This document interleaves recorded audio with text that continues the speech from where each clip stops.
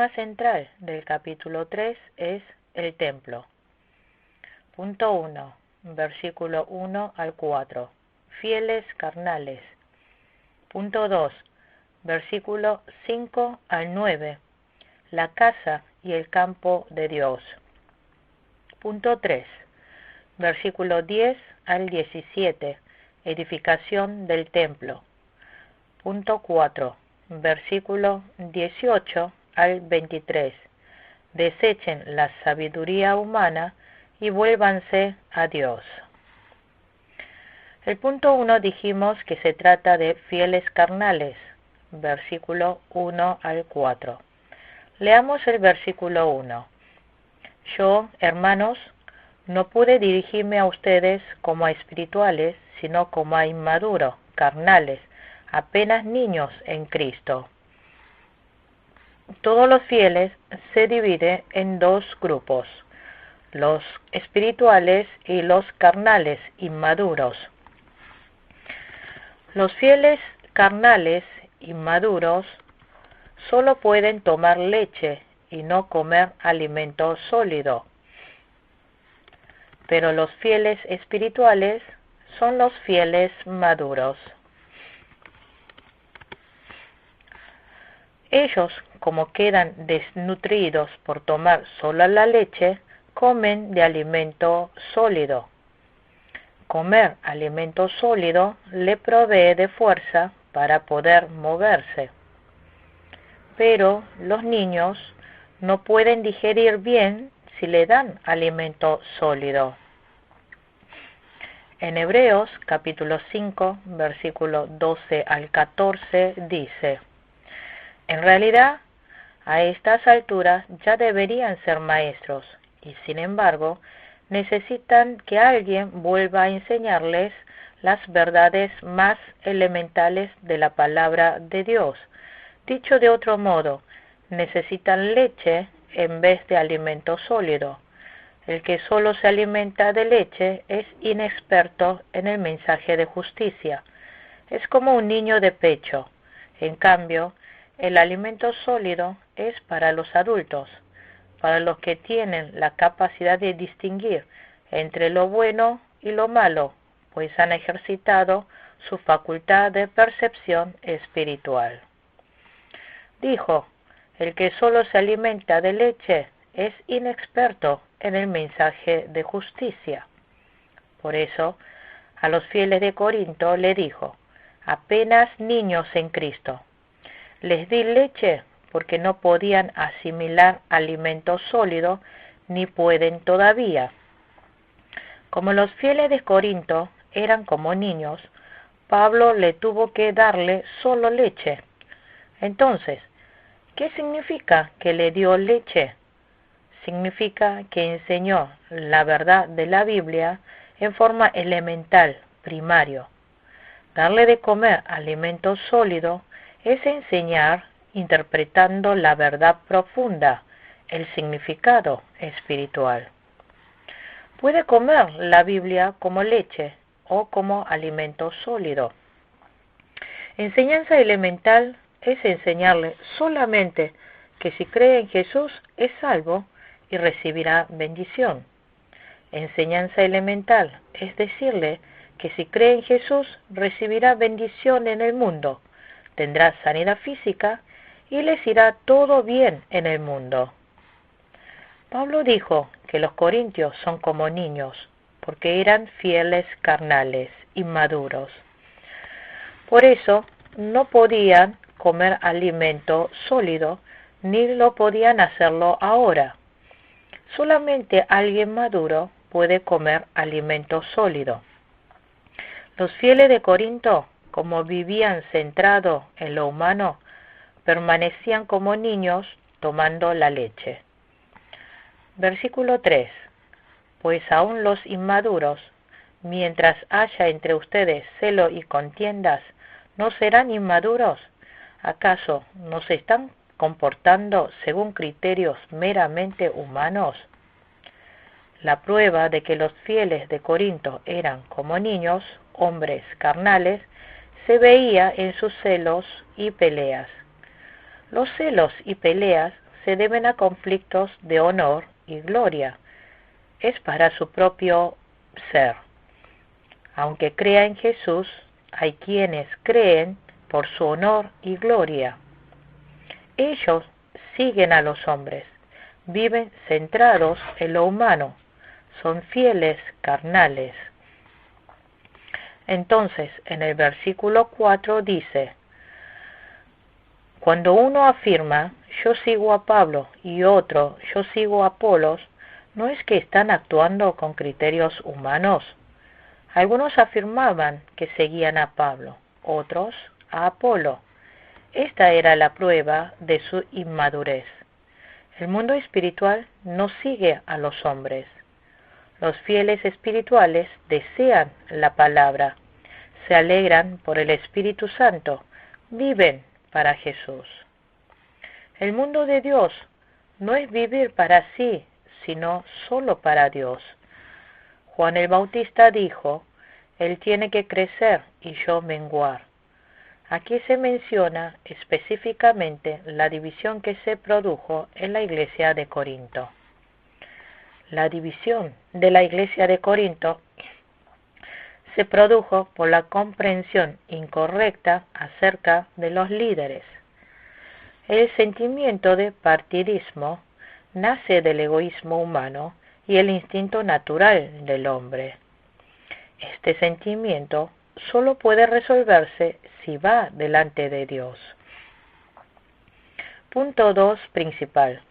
La casa y el campo de Dios. Versículo 5 al 9. Si vemos en los versículos 5 al 6, dice que Pablo y Apolo, a pesar de ser grandes personas, simplemente eran servidores de Dios. Por tanto, está mal que los fieles sigan a las personas y produzca divisiones. En el versículo 6 dice, yo sembré. Significa que Pablo anunció la palabra de Dios, el Evangelio. Pablo fue el que esparció las semillas, las primeras semillas del Evangelio en la región de Corinto. Y dijo después que Apolo regó. Significa que Apolo fue y le enseñó la palabra y los cuidó. Pero Dios fue el que le dio el crecimiento. Sea el que siembre o el que riegue, todos son siervos de Dios. Ellos hacen lo que el dueño les manda hacer, pero el que hace crecer es solamente Dios.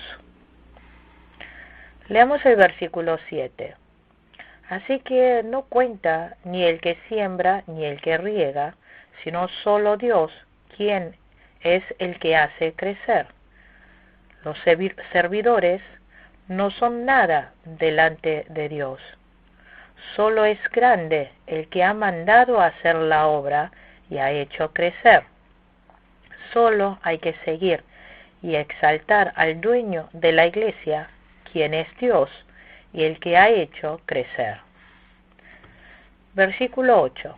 El que siembra y el que riega están al mismo nivel, aunque cada uno será recompensado según su propio trabajo. Sea la persona que haya levantado la iglesia llevando la palabra de Dios, o el que haya hecho crecer, todos son siervos, y cada uno será recompensado según su propio trabajo. Pero el que confunde la palabra y no enseña correctamente la palabra de Dios, no es verdadero siervo de Dios. Pablo no confundió la palabra. Versículo 9. En efecto, nosotros somos colaboradores al servicio de Dios, y ustedes son el campo de cultivo de Dios, son el edificio de Dios. Los fieles son el campo de cultivo de Dios, el edificio de Dios. Por eso, es importante que en el campo de cultivo de Dios la cosecha se produzca bien. También es importante que la casa de Dios se vaya edificando bien. Aunque diga que Pablo sembró bien, pero si no se cuida bien el mantenimiento, ¿de qué servirá? También, aunque diga que Apolo regó bien el agua, no se puede jactarse solo de él. Si no edifica bien, ¿de qué habrá servido todo esto? Por tanto, si hemos recibido bien la palabra de Dios, hay que sembrar bien en el corazón y ayudar a que crezca bien. Los fieles son el templo de Dios, así que nosotros debemos aprender bien cómo acerca de la edificación del templo y el uso del buen material para la edificación. Y lo más importante es tener a Dios en el templo. Entre los versículos 10 al 17 hablan acerca de la construcción del templo. Leamos el versículo 10. Según la gracia que Dios me ha dado, yo, como maestro constructor, eché los cimientos y otro construye sobre ellos, pero cada uno tenga cuidado de cómo construye. Según la gracia que Dios me ha dado, se refiere a la gracia del cargo de apóstol que Pablo recibió. Según esa gracia, Pablo, como maestro constructor, echó los cimientos y otro construye sobre ellos. Esto se refiere a la edificación del templo espiritual. En el versículo 11 dice, el fundamento es Cristo. Lo que Pablo entendió de la revelación de Jesucristo, este ha sido el fundamento de la iglesia y el fundamento del templo espiritual. Dijo que el templo se edifica sobre los fundamentos de los apóstoles y profetas. Efesios capítulo 2, versículos 20 y 21. El fundamento de apóstoles y los profetas es la revelación de Dios, que es la Biblia. El núcleo, el tema central de la palabra de la Biblia es Jesucristo. Versículo 11. Porque nadie puede poner un fundamento diferente del que ya está puesto, que es Jesucristo. Que no hay otro fundamento que Jesucristo. Significa que no hay otro fundamento que la Biblia. Hermanos, ¿recuerdan la confesión de fe de Pedro? Pedro confesó diciendo, tú eres el Cristo, el Hijo del Dios viviente. Pedro había comprendido muy bien acerca de Jesucristo. Jesús felicitó a Pedro y el Señor le dijo que sobre la comprensión de esta verdad iba a edificar la iglesia. Versículo 12. Si alguien construye sobre este fundamento, ya sea con oro, plata y piedras preciosas, o con madera, heno y paja, aquí aparecen 6 materiales para la construcción del templo. Pero podemos reunir en 2 grupos grandes a estos 6 materiales. 1. Son los materiales que no se queman con el fuego, oro, plata, piedras preciosas. Y el otro grupo de materiales que se queman con el fuego, sean madera, heno y paja. Todo fiel está construyendo el templo espiritual. Hay quienes construyen el templo espiritual con oro, plata y piedras preciosas, y otros de madera, heno y paja. El oro, la plata y piedras preciosas no se queman con el fuego. Esto se refiere a personas que han comprendido bien la verdad y creen tal cual y caminan acorde a la palabra. Si quieren construir la casa de oro, plata y piedras preciosas, hay que entrar en el mundo espiritual. Por eso, nosotros debemos comprender bien la verdad y vivir en ella. También buscar la voluntad de Dios y vivir para Dios según esa verdad. Por eso, uno recibe la guía de Dios y se vuelve a Dios. Así, por Dios, su espíritu va creciendo y se va formando la imagen de Cristo. Esto es nuestra edificación del templo espiritual. Esto lo realiza completamente Dios. La madera, el heno y la paja, todos son materiales que se queman con el fuego. ¿Qué significa que construya el templo con materiales incendiarios? Estas personas también han levantado su cimiento sobre Jesucristo, o sea, son personas que creen en Jesucristo.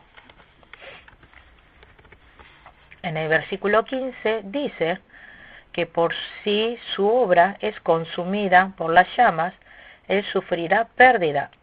Será salvo, pero como quien pasa por el fuego. Significa que son salvos, pero no tendrán recompensa en el cielo. Son los fieles carnales, que viven de celos y peleas. Ellos han creído en Jesús, pero viven una vida común de la fe. La mayoría de ellos han trabajado para su honor y gloria. Si han hecho obra de beneficencia, ofrenda y servicio, lo habrán hecho para su gloria. Ellos han actuado delante de Dios, pero Dios no se alegrará de esto.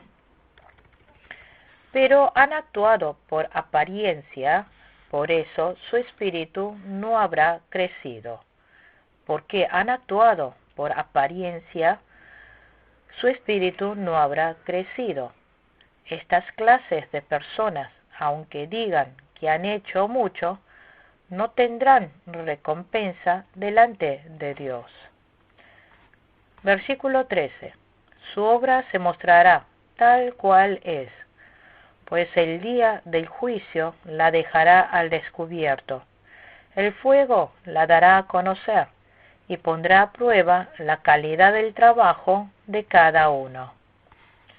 Para edificar, debemos recibir inspección de finalización de la obra. Cuando esté inspeccionando, debe hacerlo acorde al plano. De igual manera, Dios probará la edificación del templo de cada uno, es decir, lo hará pasar por fuego. Aquí, ¿qué es el fuego? Lo explica de dos maneras. Primero, es la palabra de Dios.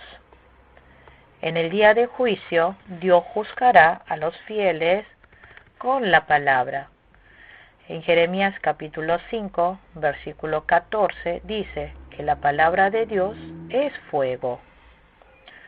Porque Dios juzga acorde a la palabra, solamente lo que hayamos edificado sobre la palabra será eterno. Lo que no se ha edificado sobre la palabra desaparecerá. Segundo, se refiere a la prueba como de fuego. Primera de Pedro, capítulo 4, versículo 12. Cuando en este mundo llegue la prueba como del fuego, el que tiene la capacidad espiritual, como ha cuidado bien su fe, resplandecerá. Pero los fieles que son como madera, heno y paja, cuando venga la prueba de fuego, como no tienen la capacidad espiritual, caerían. Versículo 14. Si lo que alguien ha construido permanece, recibirá su recompensa. El que ha edificado con oro, plata y piedras preciosas, como su obra no se quema con el fuego, recibirá su recompensa.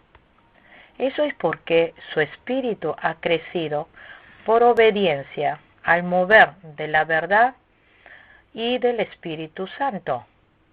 Entre los que han edificado con oro, plata y piedras preciosas, el más recompensado será el que ha construido con oro. Por ejemplo, el que ha construido con oro no será alguien como Pablo. Luego viene la plata. La plata es de menor calidad que el oro, pero igualmente no se quema con el fuego. Después vienen los que han construido con piedras preciosas. Entre las piedras preciosas hay algunas más valiosas que el oro y la plata, pero, como en la Biblia se menciona en tercer lugar, recibirá la recompensa después del lugar de la plata. Versículo 15.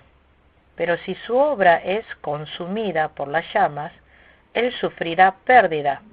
Será salvo, pero como quien pasa por el fuego. Dijo que si su obra es consumida por las llamas, son como los que han construido con madera, heno y paja. Entre los tres, por lo menos, la madera es más destacada. Luego viene el heno y la paja. Pero dice que sus obras se quemarán y serán consumidas. Cuando pasen por la prueba de fuego, si su obra es consumida por las llamas, él sufrirá pérdida. Será semejante a personas que habrán salido de en medio del fuego, porque aunque su obra se haya quemado, como tiene bien su fundamento, por lo menos recibirá la salvación. En el versículo 11 dijo que el fundamento es Cristo. Estas clases de personas solo se le perderá toda la obra, pero como han creído en Jesús, recibirán la salvación. Dijo, será salvo, pero como quien pasa por el fuego. Esto es lo mismo que una persona que sale desnudo de una casa en llama, como Lot, que se salvó de la destrucción de Sodoma. Lot había seguido el mundo material de Sodoma. También los dos yernos de Lot murieron quemados. Las dos hijas de Lot fornicaron. Lot mismo perdió su fidelidad. Lot recibió la salvación, pero fue una salvación vergonzosa. Versículo 16. ¿No saben que ustedes son templo de Dios y que el Espíritu de Dios habita en ustedes? Primero, el fiel en sí es el templo de Dios, porque el Espíritu de Dios habita en el espíritu del renacido. Segundo, la multitud que ha creído en Cristo es el templo de Dios. Es decir, la iglesia es el templo de Dios. Cristo está en medio de la iglesia. Se relaciona por medio de la presencia del Espíritu Santo. Templo en griego es naos. El templo es lugar de la presencia de Dios. Representa el lugar santísimo de Éxodo capítulo 25, versículo 8. El templo es el lugar donde la presencia de Dios habita sobre Israel. Ya en el tiempo del Nuevo Testamento, como el Espíritu Santo mora en el interior de cada creyente, el fiel mismo es el templo. Luego, la reunión de ellos, la iglesia, es el templo. El templo donde nosotros damos el culto no es templo, sino un edificio donde damos el culto. Versículo 17. Si alguno destruye el templo de Dios, él mismo será destruido por Dios, porque el templo de Dios es sagrado y ustedes son ese templo. En Efesios capítulo 4, versículo 30 dice: no contriste al Espíritu Santo. El creyente es templo y el Espíritu Santo mora en él. Por tanto, nosotros debemos vivir siempre bajo el gobierno y la guía del Espíritu Santo. El que contristece al Espíritu Santo no podrá recibir la bendición que Dios da. Dijo: si alguno destruye el templo de Dios, él mismo será destruido por Dios, porque el templo de Dios es sagrado, y ustedes son ese templo. Debemos santificar nuestro ser. No solo eso, no debemos traer perjuicio a la iglesia de Dios, aunque uno salga perdiendo. Si perjudica a la iglesia de Dios, esa persona recibirá maldición. Tampoco debemos traer perjuicio a la vida espiritual de otra persona y cuidar bien de no traer pérdidas a su vida espiritual.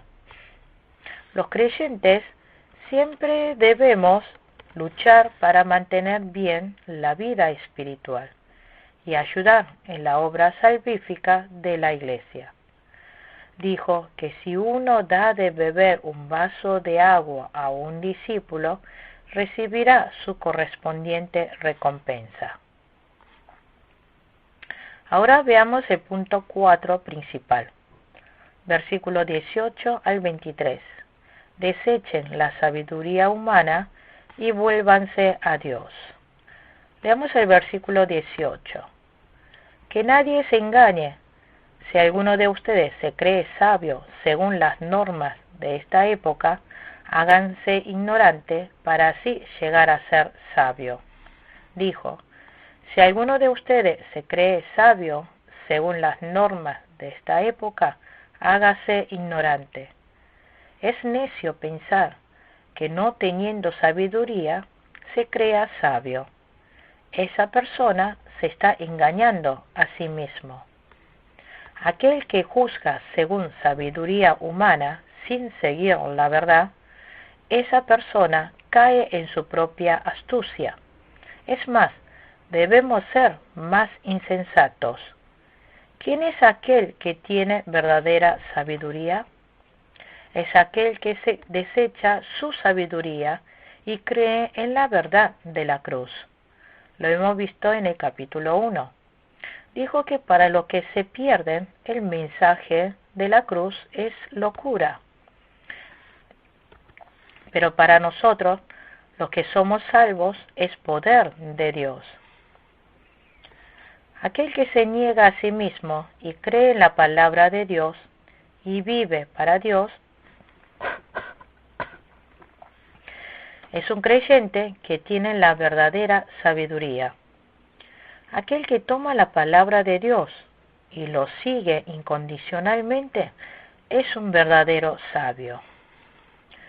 Versículo 19. Porque a los ojos de Dios la sabiduría de este mundo es locura. Como está escrito, Él atrapa a los sabios en su propia astucia. La sabiduría de este mundo, a comparación con la sabiduría de Dios, es locura, porque con la sabiduría de este mundo es imposible conocer a Dios.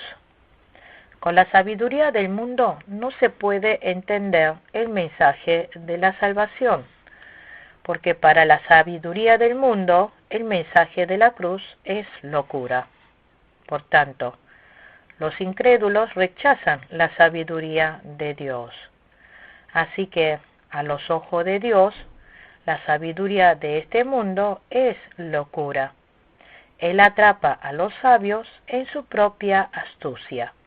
Esto ha sido citado de Job, capítulo 5, versículo 13. Aquel que sigue la sabiduría humana cae en su propia astucia. Leamos el versículo 20. Y también dice: el Señor conoce los pensamientos de los sabios y sabe que son absurdos. Este versículo ha sido citado de Salmos, capítulo 94, versículo 11. Todo lo que el hombre haga con su sabiduría es absurda. Si se compara con los planes eternos del Dios Todopoderoso, todo es absurdo. Versículo 21. Por lo tanto, que nadie base su orgullo en el hombre. Al fin y al cabo, todo es de ustedes. Toda la creación es para los fieles. Pablo está proclamando que toda la bendición de Dios que hay en el universo es de la iglesia que recibió la redención. La iglesia redentora es centro de la creación. Dios recibe la gloria por medio de la iglesia. Dios desea unificar la creación por medio de la iglesia. Dios desea que la creación de la gloria por medio de la iglesia. Dios desea que la creación dé la gloria por medio de la iglesia. La iglesia, recibiendo la voluntad de Dios, va aplicándolo en el mundo. Por lo tanto, la creación existe para ir perfeccionando a los fieles como hombres de Cristo. Por eso, es entregar a Dios todas las cosas completamente. También todas las personas están para el cumplimiento de la salvación del fiel. Por lo tanto, todos los fieles hay que aprovechar a todas las personas para la consumación de la salvación. Así que está mal alardear de las personas como hizo la iglesia de Corinto.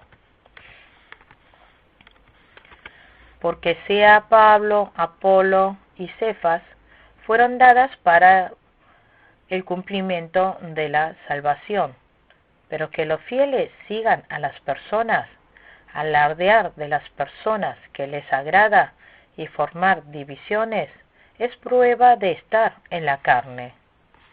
En el versículo 22 dijo, ya sea Pablo o Apolos o Cefas o el universo o la vida o la muerte o lo presente o lo porvenir, todo es de ustedes. Sea Pablo, Apolo o Cefas o el universo, todo fue para probar e ir perfeccionando como hombres de Cristo. Así que los fieles no debemos depender de los hombres. También dijo, la vida o la muerte. La vida también es para la consumación de mi salvación. Mi muerte o morir por causa de Cristo es para darnos una mejor salvación.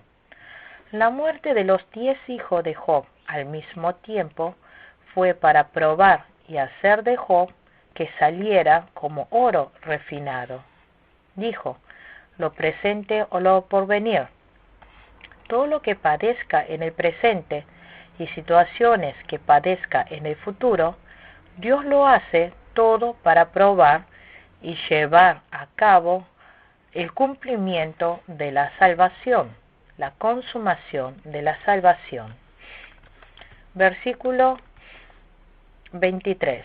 Y ustedes son de Cristo y Cristo es de Dios.